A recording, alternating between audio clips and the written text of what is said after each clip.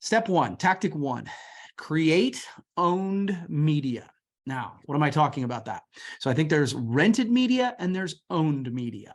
And I think as marketers, as entrepreneurs, as just anybody who's trying to promote an organization, we're really comfortable with renting media. So what I mean by that is the radio station or the TV station, they have an audience, and then we pay them to rent that audience for a brief period of time, right? So we rent that, and they control, if the radio station goes away, then that audience goes away, right? The billboard can tell you what you can and can't put on it, right? So that's rented media because they own the audience. So radio, TV, billboard, and then you have to pay to access it. And here's the other thing. Now, social media is rented media too, right? Because you could say, well, I have an audience on Facebook, but if Facebook goes away, then that's a problem.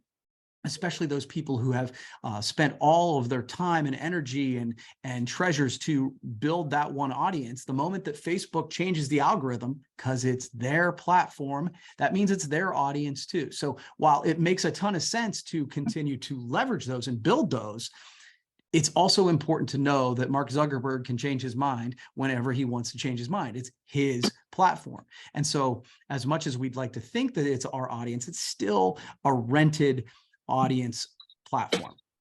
So what I believe is we need to create an owned media platform. So that would be an email or a text list, someone who has opted in to hear from you. Now, old school, that would be just everybody sign up for my email newsletter, and that's great.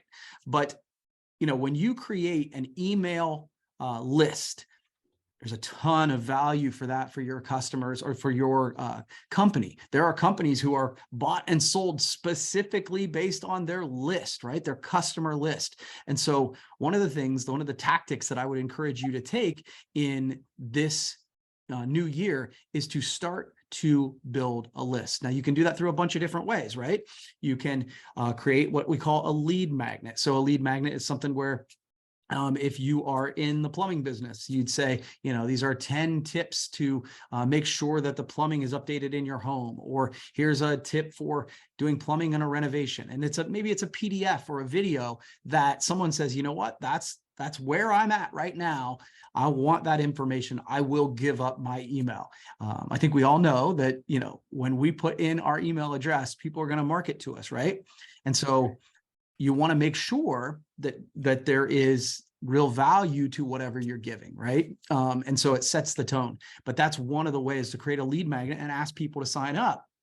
And then obviously, if you're creating cool content on social media, driving them to a place where they can follow you for VIP access or special deals or anything like that, so that if and when a social media platform or changes or goes away, or if you look, I want to reach a lot of these people, but I don't want to spend money to do a TV ad or whatever, having that list, whether it's email or text, can really, really be valuable.